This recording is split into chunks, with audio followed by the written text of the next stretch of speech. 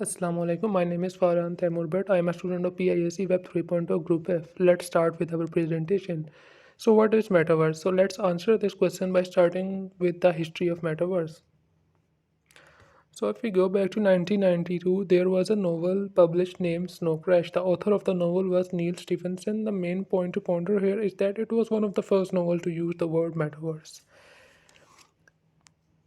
But at this time, when the novel was published, there were less than 15 million active users of the internet in the entire world. Whereas the population of the entire world was approximately 5.4 billion people. That's like a pinch of salt in an entire sea. In that, he described a virtual world that reached, interacted with, and affected nearly every part of human existence. In that novel, there were 15 million human controlled avatars on the street, which Stevenson called the Broadway. But in that novel, Stephenson doesn't provide the exact definition of the term metaverse he used. So, if we talk about Stephenson influence on modern technology, Jeff Bezos, the founder of Amazon and Blue Origin, a suborbital space flight company, was inspired by Stephenson's conversation with him. Okay, a few years after The Snow Crash was published, Isaac Asimov's novel The Next Sun was also published.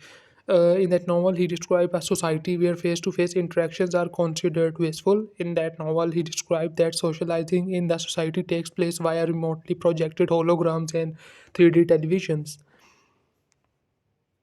In 1984, William Gibson used the term cyberspace in his novel Neuromancer. He accurately described it as a consensual hallucination. Visually, it was described as the Matrix.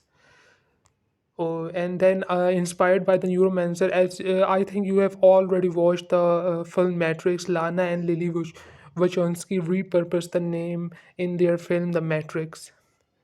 It was actually inspired uh, it, by William Gibson's cyberspace. Okay, in 1970, text-based virtual worlds known as the multi-user dungeons were published, and it was a software-based version of role-playing game with Dungeons and Dragons. The growing popularity lead us to see another type of text-based game known as multi-user hallucinations. And in 1984, Commodore 64 online game Habitat was published. It was actually a multi-participant online virtual environment game. It was actually the first graphical it was a first graphical virtual game that has like you can go anywhere from anywhere, and it has citizens of the habitat who are in charge of this virtual world, and it firstly used the name avatar to describe a person or character in that game. Okay, so in 2003, Second Life was released, and in just 1 year, they attracted over 1 million users. And we started to see many popular brands in real world like Adidas, BBC, and Wells Fargo established their stores in general presence inside that game. Harvard Law School started offering courses inside Second Life. By 2005, the annual GDP of Second Life was over $30 million. So this slide shows the companies that have some or entire stake in Metaverse, and you can see some famous companies like Meta, Nvidia, Google, Luna, Steam, Google Play. There are many companies that have stakes in Metaverse or are going to launch soon in Metaverse world. So there is no single definition to metaverse, as Satya Nadella once said, a platform that turns entire world into an app canvas. And because of Microsoft interest in metaverse, they acquired virtual world games like Minecraft and Microsoft Flight Simulator. There is another famous saying by Mark Zuckerberg that metaverse is an immersive virtual reality and social experiences that connect individuals who live far apart. And you know that Facebook's Oculus division is the market leader in VR, and their Oculus Rift is actually the market leader in the VR. And this is another famous saying by CEO of Fortnite, Tim Sweeney, a kind of online playground where users could join friends to play a multiplayer game like Epic Fortnite. One moment, watch a movie via Netflix, the next, and then bring their friends to test drive a new car that crafted exactly the same in the real world. It would be in this virtual one. It would not be. Confusion and uncertainty lies in metaverse world. For some people, metaverse is just a buzzword. As one of the Chinese giant gaming giants, NetEase, once said that the metaverse is indeed the new buzzword everywhere today. But then, on the other hand, I think nobody has actually had the first-hand experience in what it is. Uh, so some journalists say that metaverse is only a nebulous idea for big techs to avoid regulatory action. And in some current debates, they say that metaverse is only a theory for time now. So after that, there is a question that rises that do we neglect metaverse? And the answer is big no. No, we should not avoid metaverse or neglect metaverse. And why?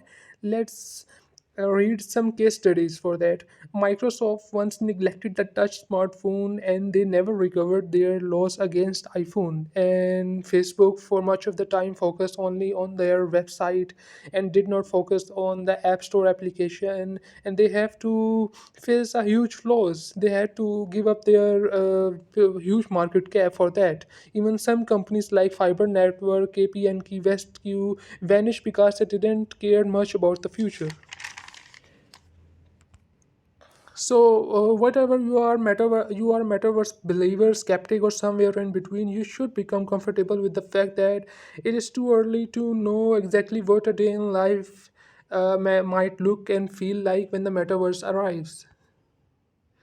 So now we have finally a definition that was defined by the author of the Metaverse book, Matthew Ball, a massively scaled and into interoperable network of real-time rendered 3D virtual worlds that can be experienced synchronously and presently by an effectively unlimited number of users with an individual sense of presence and with continuity of data such as identity, history, entitlements, objects, communication, and payments. We are going to talk about this definition chunk by chunk. First of all, we are going to talk about the virtual worlds. So, Metaverse is based on virtual worlds. For decades, virtual worlds were most related to games, but Metaverse is not a game, but virtual worlds are a part of Metaverse.